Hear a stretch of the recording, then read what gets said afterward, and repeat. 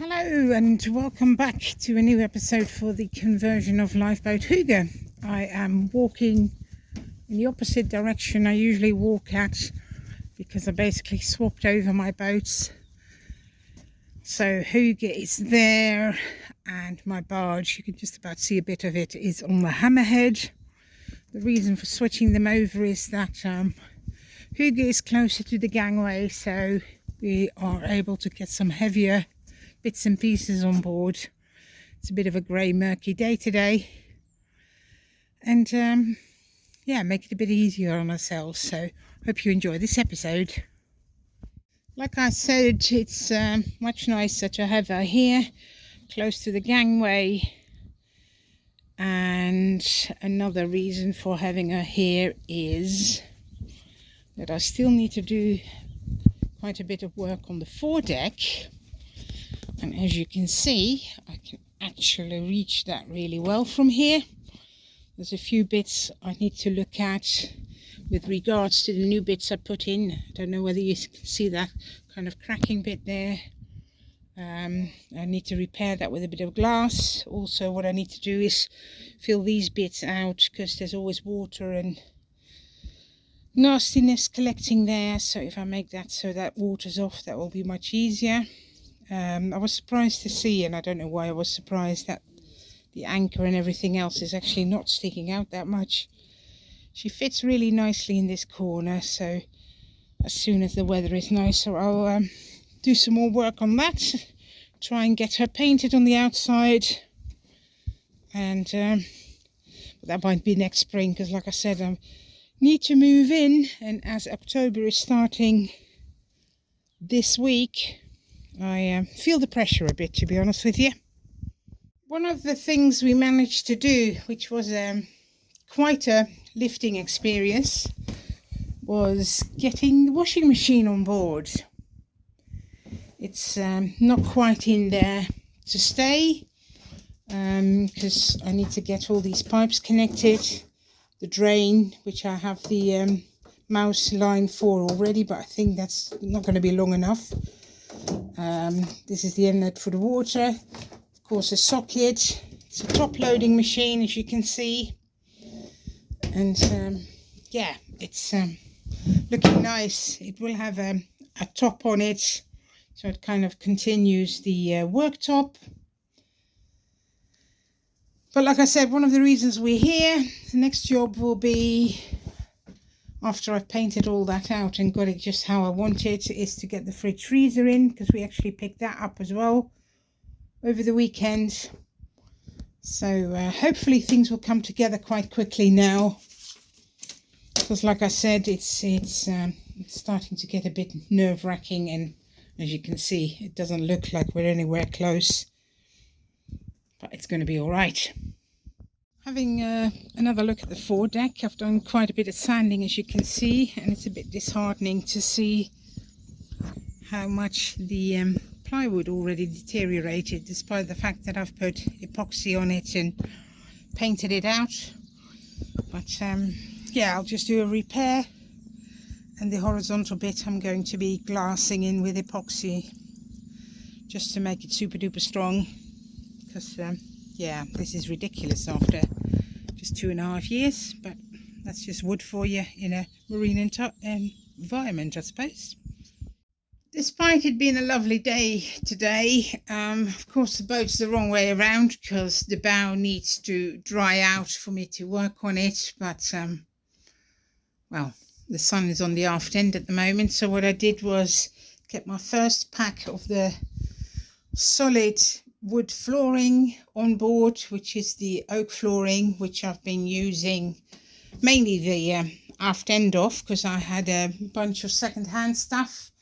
When I bought that, I really liked it and the way it looked and felt, so I've got some new flooring to match, and I'll start putting some flooring down in the fore cabin, because like I said, that's near enough done. And hopefully I can put some cardboard and things down to stop it from getting damaged. But that will be nice to get that done, because then the forward cabin really is near enough all done. There's always a few bits and pieces that need doing, but I need to crack on with things, because like I said before, I'm starting to panic slightly looking at all this and me having to move on within like 5 weeks or so, but we'll see.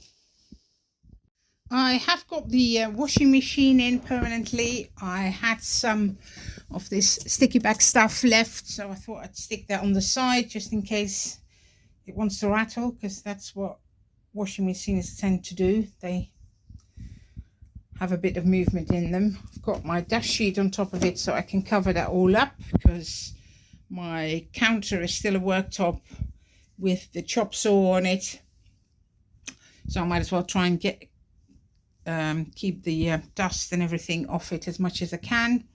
So I'm going to cover that up and then on with other jobs. I have started laying a bit of flooring. It's actually quite difficult to see because the subfloor is near enough the same colour. All this needs to go off, because if you ever laid a floor, you might know that you need something solid to work up against. So I glued these few bits down to give me a base that I can work against, because the tongue and groove is so tight that you need to kind of tap them in, and if everything's loose, everything will get off square and whatever else. So these are just going to dry, and then I can get on with it, which should be quite quick until you get to awkward pieces like these triangles, but yeah, we'll sort that when we get to them. Well, I thought I would just be drying this out with the heat gun, but you see the problem with plywood. Once the water gets in, the capillary function of all the fibers in the wood suck the water in, and makes it a lot worse than at first sight. But I'll have to take all of this back, because like I said, I want it solid, and it's kind of annoying because I wanted a plastic bow to get rid of all this kind of thing. But yeah, I'll just have to glass fiber over everything. Once it's dried out and filled fair, then that should be lasting for years and years. Just another job to add to the list. Well, this is boats for you. Even if you do the work yourself, a small repair turns into a major one. I could have kind of bodged it a bit, but I think it's better what I've done now. Cut out the whole piece, glue a new piece in, fair that in, and then glass everything over. So then it should be all right. It's annoying because I've got loads of other stuff to get on with, but this is a priority now. And yeah, we'll just have to plod on with it. I glued some plywood in, filled and faired. Well, filled anyway. The epoxy is quite dark because the hardener has gone really dark, so that's why that's dark. I used some glass fiber strands in there and some colloidal silica, and yeah, at least it's waterproof now, so that can be finished at some time. That corner is lighter because that turned into a bit of a hot mix with the sun on it, which is kind of interesting. But yes, I'm happy that at least it's waterproof. So yeah, ready for the next steps. So at the end of this week's video, the foredeck is kind of waterproof. Still got loads to do on this side, but like I said, that's not a priority at the moment. That can be done in spring. So I'll take you inside to show you what I've done. That's Bosun, my dog.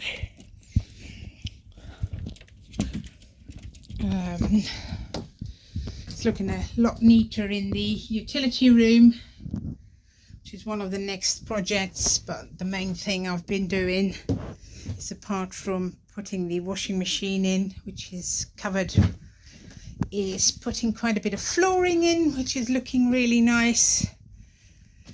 And yeah, I hope you enjoyed this episode. If you have, please like and subscribe. Not long now before I have to move in. And I hope to see you next week for a new video. Bye.